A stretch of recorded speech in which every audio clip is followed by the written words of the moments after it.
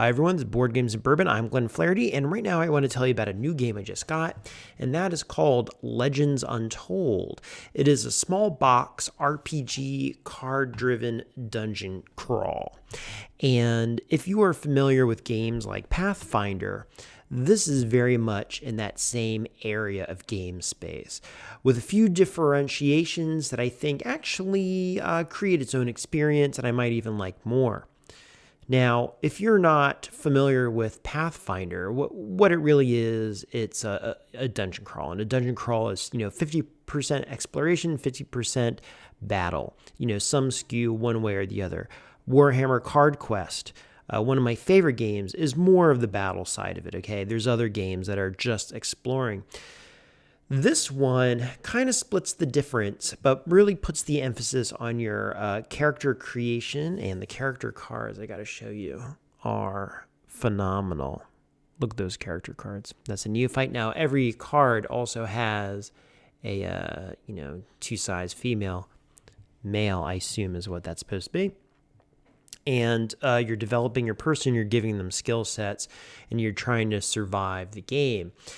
The game has rules that you could actually have a GM if you want, but the point here is that it's card-driven with things you're going to explore. You have missions, and you also have episodes to make a campaign, and you have upgrades you're going to get. Now, the thing that really separates this from some of the others is the physical nature of it, which, I was talking to my buddy Doug about it, and it seems to have really come on in popularity over the last decade or so, where, you might go see a RPG being played in a store and they're drawing on the map. And in this game, the physical element is represented through these cards. And these cards here are your dungeon cards themselves. Like, this is called Cave Mouth. And what this does is it not only gives you a actually really cool area to explore and kind of have the environment, maybe make it more immersive, but it also has things you need to battle when you go in. Here it's telling you, how do I enter this? There's a campfire that can make it easier to recover through the night. And then I might go in a place like this called the Great Diversion card. And this, look at that great art on there.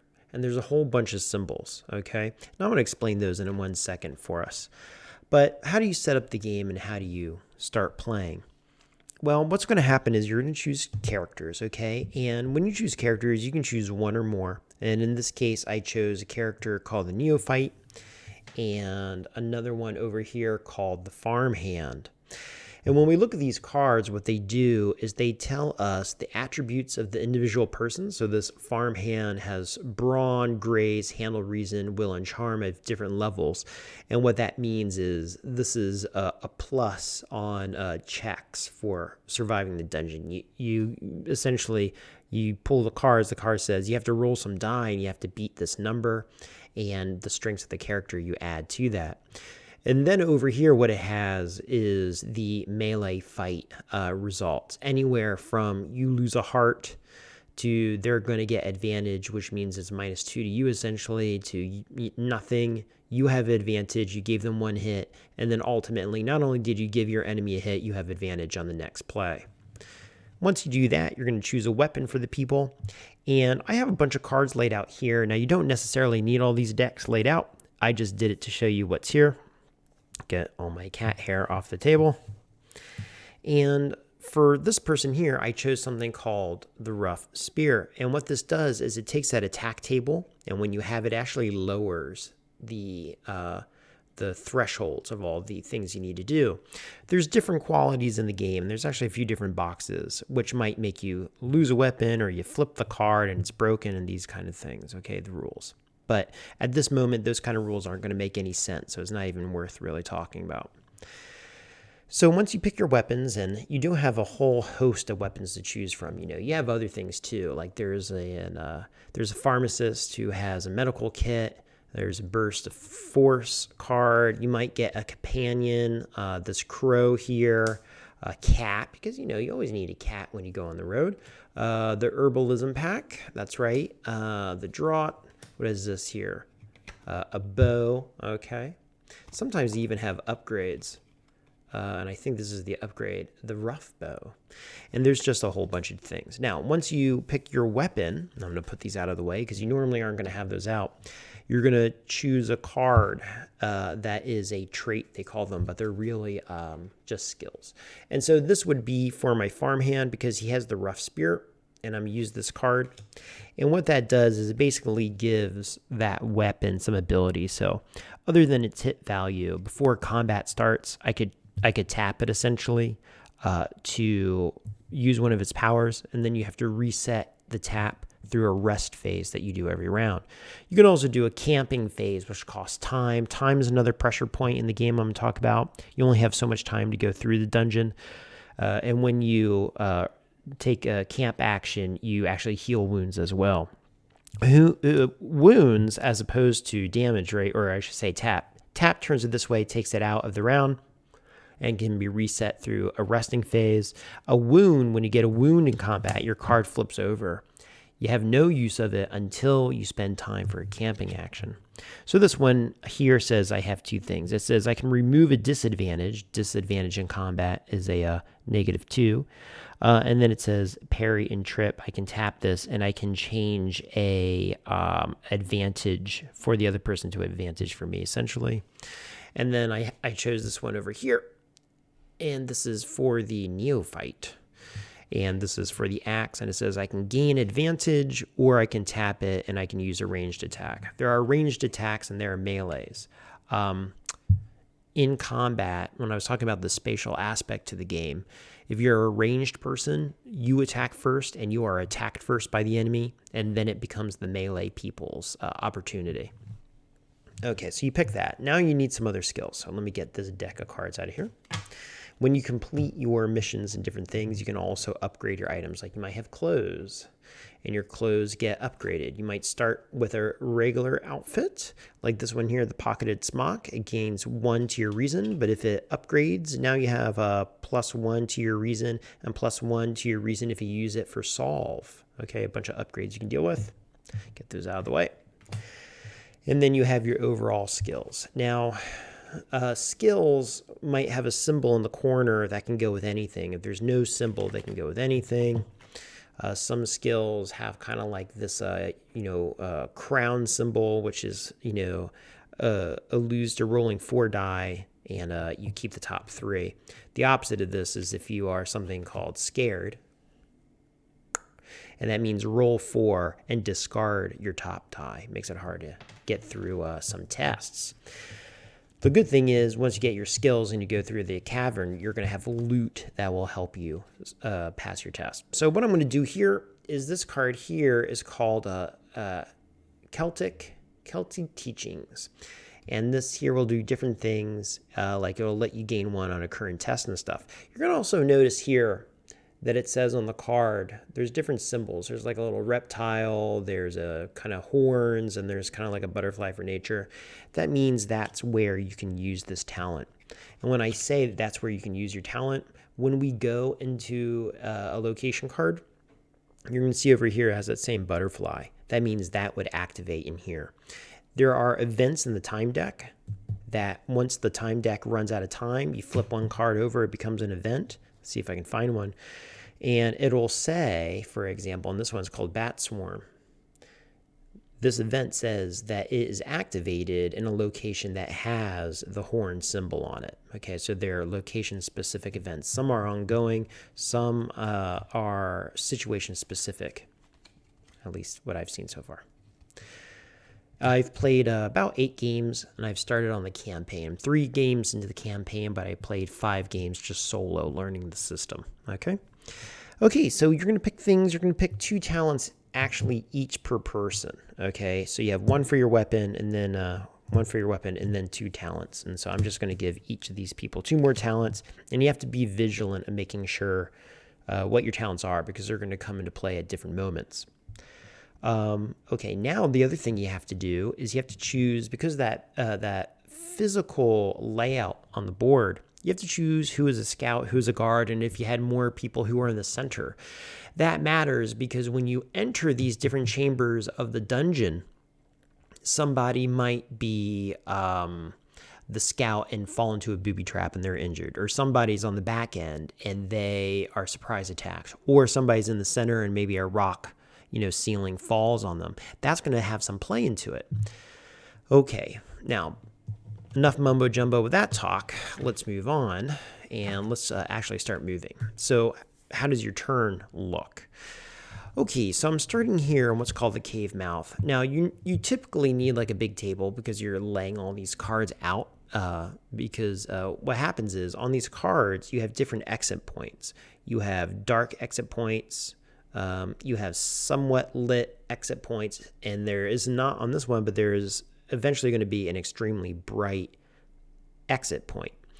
The implication of those are the brighter the territory you go into, the less likely you're going to suffer at the hands of a booby trap. The darker the entrance, the higher likelihood that you'll fall into a booby trap. However, being dark means you can surprise your enemies and you get a +2. The yin and the yang out of all. So we get that there. The yin, the yang. Let us move forth. Okay, so we have this card. Now, I'm going to decide. I have my deck of cards, and let's just say that in this scenario, and I do have scenario cards that tell me how to set up my decks, okay? You can make up your own deck, or you can do an episode or a campaign or a scenario. And if you choose, you're going to get one of these cards. Okay, and what this card is telling you is a few different things. It's telling you, one, how to set up your deck. It's telling you that this episode is going to take place over 6 cards of time. Okay, so and the way the cards work is you go through 6. Okay, 1, 2, 3, 4, 5, 6. You spend 6 time, flip over one as an event. Now you're left with 5 cards. 1, 2, 3, 4, 5. You went through it, flip over another. So you're kind of winding down the deck as you go. It's telling you that you need 9 map cards. It's telling you need 9 enemies, 12 like encounters, 6 loot, 3 booby traps. If you want it to be a step harder, you use these bottom numbers that increase it. And then there's something called legendary, which is even harder. I'm not using any of these specifically right now because it's not really going to teach you the game. It's just going to take up time. But you do have specific rules and you do have a specific goal. A lot of the goals will say, make it to this point, fully explore every chamber, find these items, something along those lines. Okay, so what I'm going to do now is I am going to find where I put my little person marker. And my little person marker going through the game is either going to be this little guy who has a light with him, a lit torch, or an unlit torch. And you're going to start unlit. So I'm going to start here unlit, and I'm going to start kind of on this readiness tracker in the middle position, which is called bold. We have alert, bold, and careless. And what's the implication here? Well, as I'm trying to enter new chambers, okay, now I'm telling you there's detail. It's not illogical detail. It actually makes a lot of sense, which makes it easier than you might think, but there are a lot of details. When you enter a chamber, you roll to enter a chamber. If you don't meet the number of the check, like it says you need to roll a 6 or higher, you're going to get careless, which means you're going to trigger booby traps and stuff because you're being careless, you can't see. You might need to play cards to modify it to try to hit that number. If you do okay, you'll be bold and you survive most things. If you're over 4 above whatever the number is, get into the chamber, you're alert and you can ignore booby traps. You can retreat and resolve traps. You can ignore curiosities if you want. You get a lot of benefits there, a lot more leeway. Okay, so I'm here and now I'm going to go to my next chamber. I've decided, let's say we have 6 cards, 1, 2, 3, 4, 5, 6 to start this game. And let's just say I have a traveler with me as well. This traveler here gives me a benefit, and if I survive the round, I turn it over, and then I gain a gift from him. So in this particular one, it says the traveler. Exhaust this person to re-roll a result. I must camp to restore this card, and should I survive it, I get a gift from this person. And this is a card, exhaust to re-roll your results, okay? So you get basically the power of the person. But I'm not going to use those in this game either, but sometimes you can. Okay, finally moving on. I'm going to spend 1 time. I'm going to tap it so I know it's been used, and I'm going to move forward. So I'm going to exit through the somewhat lit area of this card, and I'm going to enter this card. And when I look at this card, what I'm going to notice is there are feet. Okay, feet is where you enter. Now, you're supposed to do this because there is a physical orientation to the game and how the cards can lay out. But if you're really tight for space, you can just kind of say to yourself, okay, listen, I'm entering there. All right, now I'm in this chamber, okay? There is an element of going back, but, if you're tight for space, you can do what you got to do. Okay, spend 1 card to enter here. Now, because I'm leaving a semi-bright, the test to enter this new chamber says that I have to roll an 8, and I'm given 3 dice. Now, do I have cards? This chamber also has an antler symbol, which means my neophyte could use his power that says you can add 1 to your current test for a card with that if I was really curious. This one over here does not have any symbol on it, so I can kind of use it wherever. I don't think I really need to do this, but I'm going to do it to show us how to play. I'm going to go ahead and tap this and add +1 to my roll. Let's go ahead and see what we did here. I rolled 10, 11, +1, 12. To enter the chamber is an 8, so I actually got 12. And because 12, as I understand it, is 4 more than 8, that actually makes me alert in this chamber. So that means that I can ignore booby traps, which is pretty cool. There's also a camp symbol in here, a little fire, and that means resting. Resting always happens for free, but camping, which rejuvenates cards, heals damage, is 1 time less. Normally you have to spend 2 per card. Having a fire makes it 1 per card. Okay, so I've entered, but now we have a red symbol on this card. And let's bring it up a little closer so you can see. This red symbol here is this, and that means we have an obstacle. All right, I'm entering. I have an obstacle. The ceiling crush. Well, fantastic. So what it says here, it says there's a bunch of symbols. And it says right here, if you are alert, that's the symbol for alert, I'm going to get +3 in this test. So that really worked out well. It said if I had fire, I'd get a +1, but I don't have fire, unfortunately. Then it says here, 1 hero must test either their handle or their brawn on this test. I'm going to put this down so I can kind of look at my cards. Now, the neophyte's brawn is +1. The farmhand's brawn is +3. So I'm probably going to do this person here. Then it has different numbers, right? So I have a +3 here. I have a +3 for being alert. So I already have 6. So I'm doing pretty good. I could probably go for the biggest reward here. And there's different thresholds to cross. All right. If I was, what is that called? Careless, I would automatically fail and I would take 2 injuries, meaning I have to flip these cards, right? I have to pay time. Time is a very precious commodity in the game. If I rolled 12, the guard, who is the farmhand, would have to take 1 injury. If I rolled a 13, I'd have to lose 1 time. If I roll a 16, you successfully enabled the safety mechanism all as well. Okay, so I have this here. I'm going to move this over here. And I have to break the number of 16. I have a +3, and I have a 3 for being alert. Okay, so 6 +5, I'm at 11, doing so well. All right, well, we're doing pretty well there. Okay, so I got 12 here, I had 6, I had 18, we totally passed. Okay, very well. So I'm going to take my person. I've now come in here. Now I have to resolve what is in here specifically. And what's in here specifically is it says I have to fight somebody. Now, unlike Pathfinder, what I really like about this game is I'm not doing things like I'm pulling cards. I might have to reshuffle them and put them later. You basically just go right through the deck. So I turned it over. We have a loot card called a broken crate. I'll get that if I survive this fight. This is an encounter. I can basically just skip that. I know it's an encounter because the symbol's on it. It's a little map looking thing. And here we go. We have a fight. We have a giant spider fight. Okay. And when we look at the giant spider fight, what we have is that it's an enemy. We have an initiative number. Okay. In this case, the initiative number is 10. We have what is going to occur if I was fighting this person from a distance. Okay. If I had ranged fighting. Poison, injury, 0 for range, and -2 if melees. Okay, so I'm all melee. So when I fight this person, I put -2 modifier on my attacks. It also has the different number of players and how many of these beasts there are. Well, I'm playing as 2 people, so let's just say we're 2 people.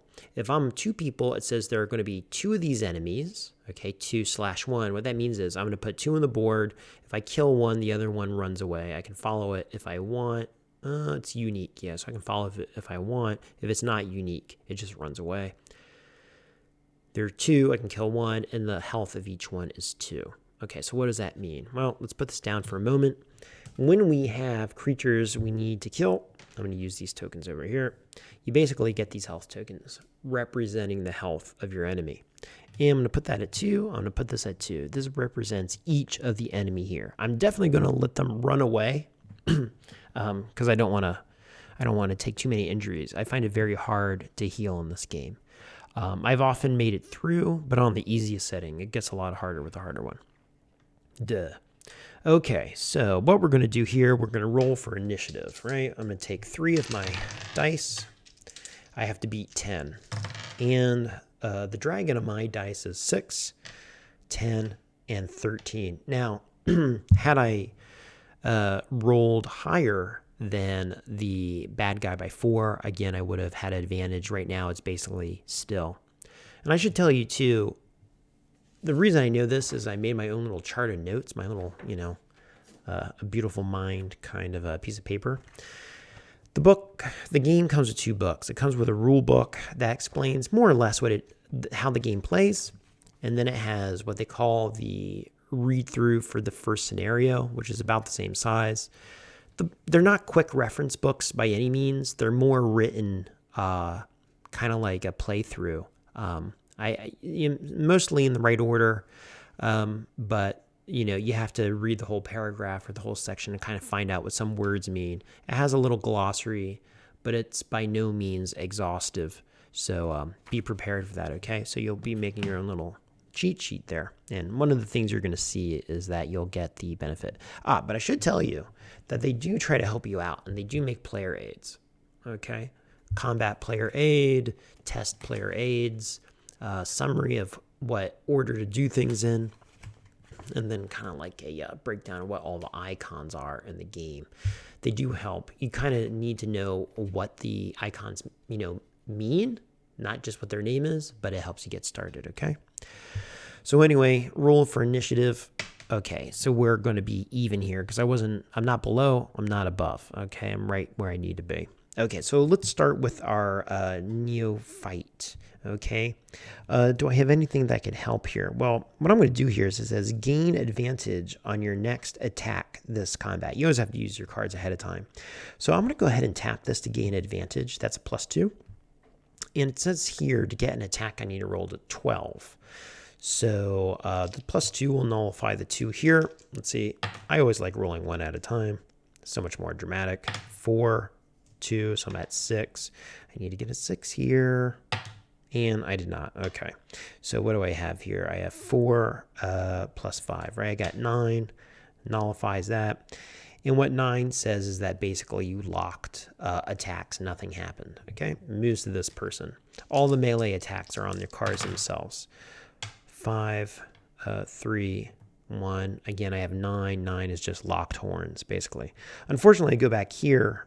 I can't use this card again, but I am going to tap the neophyte's nobility that another hero will get advantage. So I'm going to do that for the farmhand. And this round, I'm going to have the farmhand. Nothing I really want to use. Okay, so this is just going to be a straight roll. 3, 4, 5. Oh, look at that. I got 9 again. Okay, 9, but -2 this time. So 9 minus 2 now brings me down to the injury. So one of my cards have to go. They have to become injured. I'm taking injury. 1, 2, 3 injuries. The next injury knocks me unconscious. And basically, should all my party members become unconscious, I die in the cave. Okay, but I'm not there yet. I just took an injury, which means I have to camp to restore that. Okay, but he played to give the advantage to the farmhand. Now it's the farmhand's turn, and let's see what we can do. This is not easy. 3. Okay, so we have 9 there. Good. Finally doing something. And now we have 5. So we have 14 plus the advantage gives us 16 minus the 2 of the giant spider. I'm down to 14. And on his card, a 14 is a hit. So one of these goes down to 1. Okay? Remember, the runaway value says that if I kill one, everyone else will go. And what do I have there? I have 4. I have 10. Minus 2, I have 8. That means the neophyte, who really is doing nothing good, has given me disadvantage on my next turn. So now it's farmhand, disadvantage. And you just got to kind of remember these things. This is basically how it works. So I have 6, I have 5, 11, 13, minus 2, I have 11. 11 just means I locked horns. Okay, so anyway, it's going to go like this. You're hoping to survive. How many injuries do you want to take? Okay, so we have 6, we have 5, we have 11, we have 13. 13 minus 2 is 11. On the X, that gives me advantage. Now it's the farmhand. So you can kind of see in a way how it's exactly like Pathfinder. So you have 6, 9, 10, 11, 13 minus 2, back down to 11. Nada. Anyway, now you're trying to make it okay. Let's see if we can just kill this guy here. Let's make things happen. Let's have somebody die. Okay, anyway, you're going to keep on doing that. Now, as you go through this game, you're fighting the bad guys. Should I beat this person, what I'm going to do is I'm going to get the broken crate. Okay, and I keep this, and this is used by the party. Discard to gain +2 on your next brawn, +1 on your handle tests. Okay. And as I go further on, let's pretend I'm going to move on to here. Okay, now this is going to have other symbols. It's going to have a search, and what that says is I may do a careless search, pull 3 cards and try to get loot, but I'll have to deal with booby traps. And dealing with booby traps really has to do with my alert level, because if I'm alert, I ignore the booby traps, but if I am careless, I trigger them. I can spend 1 time to do a careful search, in which case I don't deal with booby traps. I go through this deck. I have a lot of encounters I have to deal with. This one here says I have to fight another enemy. This one has a barricade. Barricades are basically tests I have to deal with, and I have to try to survive depending on my number. My loot cards sometimes can help me defend those, or defeat those, I should say. Okay, so anyway, what do we have right in front of us?